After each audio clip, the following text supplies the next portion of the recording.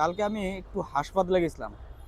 হাসপাতালে যাওয়ার পর আমার কাছে মনে হইলো যে আসলে হাসপাতালে গেলে মানুষ অনেক অসহায় হয়ে যায়।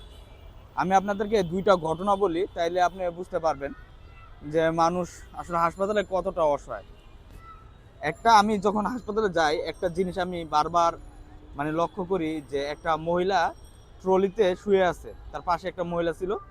তো তারা অনেকক্ষণ ধরে দাঁড়ায় আছে, তাদের মধ্যে কোনো উত্তেজনা নাই। যে রুগীর ভর্তি করতে হবে, ইয়া করতে হবে, কোনো কিছু উত্তেজনা নাই। তো অনেকক্ষণ পর আমি দেখার পর আমি ওই মহিলাকে জিজ্ঞাসা করি যে আপনার সাথে কি আর কোনো ছেলে মানুষ আসে নাই? তো উনি বললো যে আসছে, এ, তার ছেলে আসছে, ইয়াতে গেছে, ইঞ্জেকশন আনতে গেছে। তারপর আমি আবার অনেকক্ষণ দেখার পর মনে হইলো যে তাদের যে সম্পর্ক বা বয়সের যে ডিস্টেন্স, এটা আসলে বউ শাশুড়ির ডিস্টেন্স। তো আমি ভাবলাম যে বউ মনে হয় শাশুড়ি নিয়ে আসছে। তো আমি জিজ্ঞাসা করলাম যে সম্পর্কে আপনার কি হয় উনি? তো উনি বললো যে আমার কিছু হয় না, উনি আমার হচ্ছে পাশের রুমে থাকে। তো যারা নিয়ে আমি আসলে কথা বলেছি তারা হইতেছে আপনার একটু নিম্ন আয়ের লোক। তাদের আয়টা অনেক লিমিটেড, তাদের আয়টা খুব লিমিটেড এবং তারা নিম্ন আয়ের লোক। তো দেখা মনে হইলো যে সে কতটা অসহায়, তাকে হাসপাতালে আনতে হয়েছে আরেকটা লোক দেয়া, বা পাশের যে প্রতিবেশী তারা তারা নিয়ে আসছে। জিজ্ঞাসা করছিলাম যে তার লোকরা কখন আসবে? তো বলতেছিল যে তার লোকেদের বাড়ি হইতেছে বরিশাল, তো আস্তে আস্তে হয়তো রাত হয়ে যাবে। দেখেন, যদি প্রতিবেশীদের সাথে তার সম্পর্ক ভালো না হইতো তাইলে কিন্তু তারা কিন্তু নিয়ে আসতো না। হ্যাঁ, এখানে কিন্তু তার ছেলেই শুধু আছে। তো আর যে নিচে গেছে ওটা হচ্ছে যে তার ছেলে। তো দেখলাম যে মানুষ আসলে হাসপাতালে একদম অসহায়। তো উনি যতটা পারতেছে উনি চেষ্টা করতেছে তাকে সাহায্য করার জন্য। আরেকটা জিনিস, হাসপাতালে যাওয়ার পর আমি আরেকটা জিনিস লক্ষ্য করলাম যে আমার একটা ফ্রেন্ড, আমি যখন হাসপাতাল থেকে বের হয়ে যাব নামতেছিলাম, তখন দেখলাম আমি আসলে যে ওয়ার্ডের মধ্যে ছিলাম, তো লিফটটা ওয়ার্ডের সাথেই ছিল। তো আমি যখন ওয়ার্ডের সামনে লিফটের সামনে দাঁড়াইছিলাম, আমার পিছন পিছন মনে হলো কে যেন দৌড়াই এসে আমার ডাক দিল যে বাপি ভাই, এখানে আসছিলেন কি? পরে বললাম যে আমি একটা, আমার রুগী আছে, আমি দেখতে আসলাম। তা আপনি কি কারণে আসছেন? আমি ভাবছিলাম না হয়তো উনি এখানে জব করে বা কোনো একটা চাকরি টাকরি করে। পরে উনি বললো যে আমার মা তো খুব অসুস্থ, আমি এখানে আমার মারে নিয়ে আসছি। তো আমি তার অনুমতি চাইছিলাম যে যদি আপনি কিছু না মনে করেন তো আমি একটু আন্টির সাথে একটু দেখা করতে চাই, আমি জানতে চাইতে পারি তাই। তো উনি বললো যে চলেন। তা হাতে একটা নেকড়া দেখলাম, দেওয়া রাখার পর আমি জিজ্ঞাসা করলাম আপনি কি কারণে এদিকে আসলেন? একটু নেকড়াটা ধুইতে আসছিলাম, পানিতে ভিজাবো, মার গাটা একটু মুইছা দিব। তা আমি বললাম যে চলেন। তো উনি আমার গাটা ইয়াটা নিয়ে নেকড়াটা ভিজা উনি ওনার মার কাছে নিয়ে গেলেন। তো দেখলাম আসলে আমার বয়সী, আমার ফ্রেন্ড তো আমার বয়সী হবে, তার একটা ছোট ভাই, আর সে হাসপাতালে নিয়ে আসছে। তো ওর মা শুয়ে আছে। দেখে আমার জিনিসটা খুব খারাপ লাগলো। জিজ্ঞাসা করলাম যে কতদিন ধরে এই অবস্থা? বললো যে 7 দিন। তো মার কাছে সন্তান সবসময় অসহায়, মার কাছে সন্তান সবসময় অসহায়। কিন্তু আমি ওইখানে গিয়ে দেখলাম যে মাই আসলে অসহায় হয়ে গেছে সন্তানের কাছে। সন্তানরা হাত পা মুছা দিতেছে, সন্তানরা হাসপাতালে দৌড়াদৌড়ি করতেছে। মার সেন্স নাই, কারণ স্ট্রোক করছে।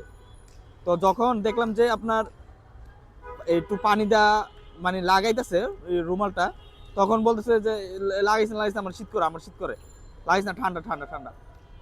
তা আমি আবার আমার ফ্রেন্ডে বললাম যে এই যদি বেশি ঠান্ডা লাগে তাহলে একটু কাঁথাটা গায়ে দিয়ে দেন। বলছে না, কাঁথা দিলেও আসলে ফালাই দিয়েছে। তারপর আরেকটা জিনিস দেখলাম যে ওনার তো রক্ত দিছে, এখানে ক্যানালা লাগাইছে। তো উনি করছে কি, এইভাবে শুয়ে পড়ে, এইভাবে এইভাবে শুয়ে পড়ে, বা এইভাবে হাত মাথা রেখে এমনি ঘুমায়।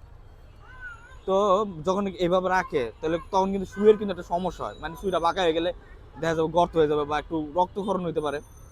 তো ওর মার বাচ্চাগুলা ওর মার বারবার হাতগুলো সুন্দরভাবে মসৃণ করে ধরতেছে যে মা এইভাবে করো না, তোমার কি খুব কষ্ট হয় এইভাবে শুলে? এইভাবে করো না, তাহলে ইয়া হইব, যে রক্ত ব্লাড বেরিয়ে যাবো, এই সেই একদম একদম। তো নাটকটা দেখা ঘটনাগুলো দেখার পর আমার অমি ভাইয়ের শেষমেশ নাটকের কথা মনে পড়ছে। যে এই বিষয়টাই মনে হয়েছে যে অমি ভাইয়ের নাটকের মধ্যেই দেখানো হয়েছে। তো দেখার পর অনেক খারাপ লাগলো যে আমার বন্ধুর এরকম একটা খারাপ অবস্থা, সাথে তার মারও একটা খুবই খারাপ অবস্থা। এটা দেখার পর আমার খুবই খারাপ লাগছে। আর একটা জিনিস মনে হইলো যে হাসপাতালে আসলে মানুষ খুবই অসহায়, তার খাবারের কোনো ঠিক নাই।